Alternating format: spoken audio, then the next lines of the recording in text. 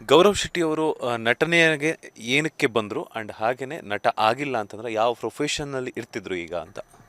Sir, ನಟನೆ ಪ್ರೊಫೆಷನಾಗಿ ತಗೊಬೇಕು ಅಂತ ಚಿಕ್ಕದ್ರಲ್ಲಿ ಅಂದ್ಕೊಂಡಿರಲಿಲ್ಲ. ಬಟ್ ಚಿಕ್ಕದ್ರಲ್ಲಿ ಏನಂದರೆ ಕಲ್ಚರಲ್ ಆ್ಯಕ್ಟಿವಿಟೀಸ್ಗಳಲ್ಲಿ ಜಾಸ್ತಿ ಇನ್ವಾಲ್ವ್ ಆಗ್ತಾಯಿದ್ವಿ ನಾವು. ಅಂದರೆ ಡ್ಯಾನ್ಸ್ ಆಗಿರ್ಬೋದು ಅಥವಾ ಬೇರೆ ನಾಟಕಗಳು ಅದು ಇದು ಮಾಡ್ತಾಯಿದ್ರಲ್ಲ ಸ್ಕೂಲಲ್ಲಿ, ಅದಕ್ಕೆ ನಾವು ಜಾಸ್ತಿ ಇನ್ವಾಲ್ವ್ ಆಗ್ತಾಯಿದ್ವಿ. ಸೊ ಅದಾದಮೇಲೆ ಇಂಜಿನಿಯರಿಂಗ್ ಬಂದಾಗ ಶಾರ್ಟ್ ಫಿಲಮ್ ಮಾಡಬೇಕು ಅಂತ ನಾನು ಮೈಂಡಲ್ಲಿ ಅಂದ್ಕೊಂಡು, ಅದೇ ತುಂಬ ಕಡೆ ಹೇಳಿದ್ದೀನಿ, ನಾನು ನವಗ್ರಹ ಸಿನಿಮಾನ ರಿಮೇಕ್ ಮಾಡಿದ್ದು. ಅಂದರೆ ಅದರಲ್ಲಿ 9 ಜನ ಅಂಬಾರಿ ಕದಿಯಕ್ಕೆ ಹೋಗ್ತಾರೆ, ಇದರಲ್ಲಿ 9 ಜನ ಕ್ವಶನ್ ಪೇಪರ್ ಕದಿಯಕ್ಕೆ ಹೋಗೋಣ ಅಂದ್ಬಿಟ್ಟು ನಾನೇ ಡೈರೆಕ್ಟ್ ಮಾಡಿ ನಾನೇ ಮೈಂಡಲ್ಲಿ ಇದು ಮಾಡ್ಬಿಟ್ಟು ಫೋನಲ್ಲೆಲ್ಲ ಶೂಟ್ ಮಾಡಿಬಿಟ್ಟಿದ್ವಿ. ಥಾಟ್ ಚೆನ್ನಾಗಿತ್ತು, ನನಗೆ ವಿಷನ್ ಇತ್ತು, ಬಟ್ ಅದನ್ನು ಎಕ್ಸಿಕ್ಯೂಟ್ ಮಾಡೋಕ್ಕೆ ನನಗೆ ಆ ಟೈಮಲ್ಲಿ ಬಂದಿರಲಿಲ್ಲ. ಅದಾದಮೇಲೆ ಕಾಲೇಜಲ್ಲಿದ್ದಾಗಲೇ 3-4 ಶಾರ್ಟ್ ಫಿಲಮ್ಮು, ಆಲ್ಬಮ್ ಸಾಂಗ್ ಎಲ್ಲ ಮಾಡಿದ್ವಿ. ಸೊ ಅದಾದಮೇಲೆ ನನ್ನ ಸುತ್ತಮುತ್ತ ಇರೋರು ಏನು ಮಾಡಿದ್ರು, ನಿನ್ನ ಫೇಸು, ನಿನ್ಗೆ ಇದರಲ್ಲೇ ಆಸಕ್ತಿ ಇದೆ, ಮಾಡ್ತೀಯ. ನನಗೂ ಎಲ್ಲೋ ಒಂದು ಕಡೆ ಅದೇ ಅನಿಸ್ತಾ ಬಂತು, ಇಂಟ್ರೆಸ್ಟ್ ಹೋಗ್ತಾ ಬಂತು. ಅಂದರೆ ನನ್ನ ಪ್ರಕಾರ ನಾನು ಆರ್ಟಿಸ್ಟ್ ಆಗಿಲ್ಲ ಅಂದಿದ್ರು ಈ ಎಂಟರ್ಟೈನ್ಮೆಂಟ್ ಇಂಡಸ್ಟ್ರಿ ಒಳಗಡೆ ಯಾವುದೋ ಒಂದು ಡಿಪಾರ್ಟ್ಮೆಂಟಲ್ಲಿ ಇರ್ತಾ ಇದೆ ಹೊರತು ಬೇರೆ ಇನ್ನೇನು ಆಸಕ್ತಿ ಇರಲಿಲ್ಲ ಅಂತ ಅನ್ಕೊತೀನಿ ನನಗೆ. ಇನ್ ಕೇಸ್ ಅಂದರೆ ಈಗ ಪ್ರೊಫೆಷನ್ನಲ್ಲಿ ಆ್ಯಕ್ಟಿಂಗನ್ನು ಬಿಟ್ಟು ಬೇರೆ ಏನು ಮಾಡಬೇಕು ಅಂತ ಅಂದ್ಕೊಂಡಿದ್ದೀರಾ ಅಂತ? ಇನ್ನೇನು ಮಾಡಬೇಕು ಅಂದ್ಕೊಂಡಿಲ್ಲ ಸರ್, ಆ್ಯಕ್ಟಿಂಗ್ ಒಂದೇ.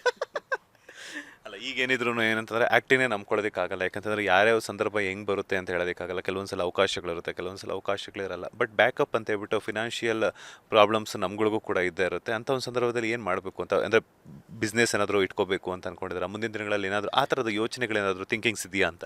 ಸರ್, ಅಂದರೆ ಏನಂದರೆ ಇವಾಗ ಆಲ್ರೆಡಿ ಎಜುಕೇಷನ್ಗೆ ಅದಕ್ಕೆ ಇದಕ್ಕೆ ಅಂತ ಮನೆಯವ್ರ ಹತ್ರ ತುಂಬ ಖರ್ಚು ಮಾಡಿಸ್ಬಿಟ್ಟಿರ್ತೀವಿ. ಈಗ ಮತ್ತೆ ನಾನೇನೋ ಬಿಸ್ನೆಸ್ ಮಾಡ್ತೀನಿ ಅದನ್ನು ಕೊಡಿ ಅಂತ ಇದು ಮಾಡೋದಕ್ಕೆ, ಈಗ ಹಂಗಾರೆ ಬಿಸ್ನೆಸ್ಸಲ್ಲಿ ನಾನು ಹಾಕಿದ ತಕ್ಷಣ ನನಗೆ ಪ್ರಾಫಿಟ್ ಬಂದುಬಿಡುತ್ತಾ? ಅದರಲ್ಲಿ ಎಲ್ಲ ಕೈ ಹಿಡಿದ್ಬಿಡುತ್ತಾ? ಹಾಂ, 100% ಆಗಿ ನಾವು ಎಲ್ಲನೂ, ಅಂದರೆ ತನು ಮನ ಧನ ಅಂತಾರಲ್ಲ, ಎಲ್ಲನೂ ಅರ್ಪಿಸ್ಬಿಟ್ರೆ ನಾವು ಮಾಡೋ ಕೆಲಸದಲ್ಲಿ ಇಷ್ಟಪಟ್ಟು ಪ್ರೀತಿಸಿ ನಾವು ಮಾಡಿದ್ರೆ ಎಲ್ಲೂ ಕೈ ಬಿಡಲ್ಲ ಸರ್, ಕೈ ಹಿಡ್ದೇ ಹಿಡಿಯುತ್ತೆ. ನಾವೇ ಡೌಟಲ್ಲಿ ಇದಾಗುತ್ತಾ ಬಿಡುತ್ತಾ, ಆಗುತ್ತಾ ಇಲ್ವಾ ಅಂತ ಡೌಟಲ್ಲಿ ಬಂದಾಗ ಅದು ಕೈ ಹಿಡಿಯೋದು, ಹಿಡಿಲ್ಲ ಬೇಡವಾ ಅಲ್ಲ, ಮಾಡ್ತೀನಿ ಅಂತ ಬಂದಾಗ ಹಾಗೇ ಆಗುತ್ತೆ. ಓಕೆ, ಅಂದರೆ ಕೆಲವೊಂದು ಕಷ್ಟ ಅನ್ನೋದು ಎಂಥ ಬಿಸ್ನೆಸ್ ಮ್ಯಾನ್ಗಳಿಗೂ ಬರುತ್ತೆ, ಎಂಥ ಈಗ ಹಂಗಾರೆ ಯಾವುದೋ IT ಪ್ರೊಫೆಷನಲ್ ಇದಕ್ಕಿದ್ದಂಗೆ ಕೆಲಸದಿಂದ ತೆಗ್ದಾಕ್ಬಿಡ್ತಾರೆ, ಏನು ಮಾಡ್ತಾರೆ? ಹಂಗೇನೆ ಸಿನಿಮಾ ಇಂಡಸ್ಟ್ರಿಲೂ ಅವಕಾಶ ಬರೋ ಟೈಮು ಇರುತ್ತೆ, ಬರದೇ ಇರೋ ಟೈಮು ಇರುತ್ತೆ. ಅದನ್ನು ಮ್ಯಾನೇಜ್ ಮಾಡ್ಕೊಂಡು ಹೆಂಗೆ ಹೋಗ್ತೀವಿ ಅನ್ನೋದೇ ಸಿನಿಮಾ ಇಂಡಸ್ಟ್ರಿ. ಅದನ್ನು ಸ್ವಲ್ಪ ಚೆನ್ನಾಗಿ ಆಗ್ತಾ ಇರ್ಬೇಕಂದ್ರೆ ಸ್ವಲ್ಪ ಸೇವಿಂಗ್ಸ್ ಮಾಡಿ ಇಟ್ಕೊಬೇಕು.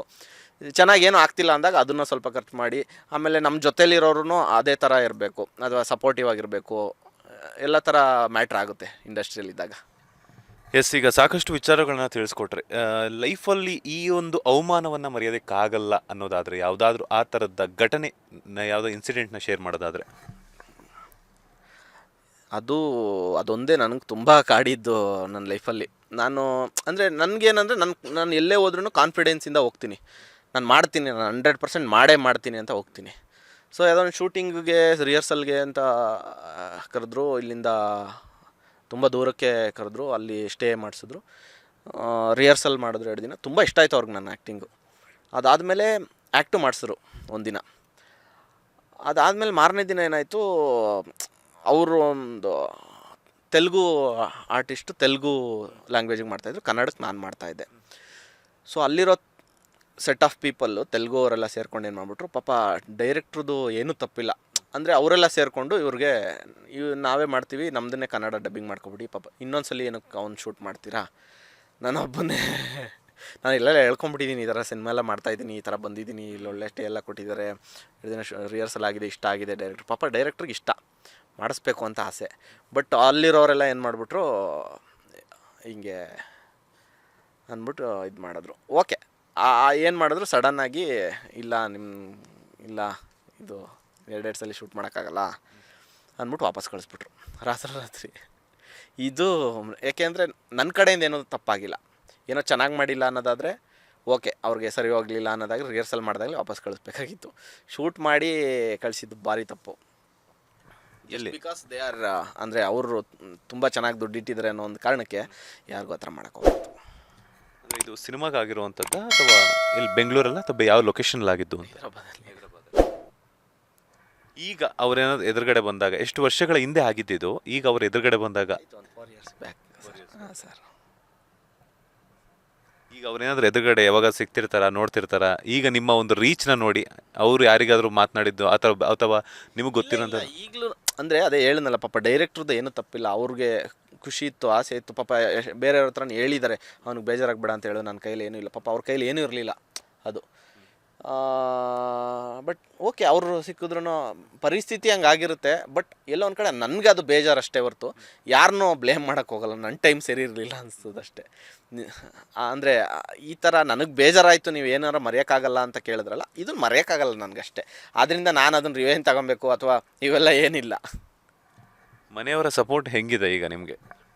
ಸರ್, ಮನೆಯವ್ರ ಸಪೋರ್ಟು ಸ್ಟಾರ್ಟಿಂಗು ಏನಂದರೆ, ಎಜುಕೇಷನ್ ಮಾಡಿದ್ಯಾ, ಏನೋ ಒಂದು ಕೆಲಸ ಮಾಡ್ಕೊ, ಮಾಮೂಲಿ ಎಲ್ಲರ ಮನೇಲೂ ಇದೇನೆ ಸರ್.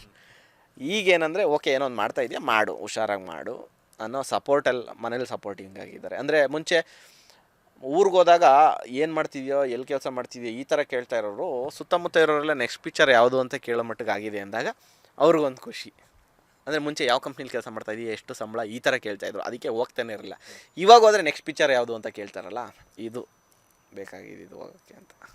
ಎಸ್, ಸೋಷಿಯಲ್ ಮೀಡಿಯಾದನ್ನೇ ಆಳಿರುವಂಥವ್ರು ನೀವು ಒಂದು ಕಾಲದಲ್ಲಿ, ಕೋವಿಡ್ ಟೈಮಲ್ಲಿ. ಬಿಕಾಸ್ ಯಾಕೆಂತಂದರೆ ಇನ್ಸ್ಟಾಗ್ರಾಮ್ ಆಗಿರ್ಬೋದು, ಯೂಟ್ಯೂಬ್ ಆಗಿರ್ಬೋದು, ಫೇಸ್ಬುಕ್ ಆಗಿರ್ಬೋದು, ಸಾಕಷ್ಟು ವಿಡಿಯೋಗಳ ಮೂಲಕ ನೀವು ದಿನ ಬೆಳಗಾದರೆ ಎಂಟರ್ಟೈನ್ಮೆಂಟ್ ಏನಪ್ಪ ಮಾಡೋದು, ಹೆಂಗಪ್ಪ ದಿನಗಳನ್ನು ಕಳಿಯೋದು, ಆ ಕೋವಿಡ್ ಲಾಕ್ಡೌನ್ ಅಂತ ಹೇಳ್ಬಿಟ್ಟು ಅದರಿಂದ ಹೊರಗಡೆ ಬರಬೇಕು ಅಂದಾಗ ನಿಮ್ಮ ವಿಡಿಯೋಸ್ ಎಷ್ಟೋ ಜನರಿಗೆ ಒಂದು ನಗೆಗಡಲಲ್ಲಿ ತೇಲ್ಸಿರುವಂಥದ್ದು.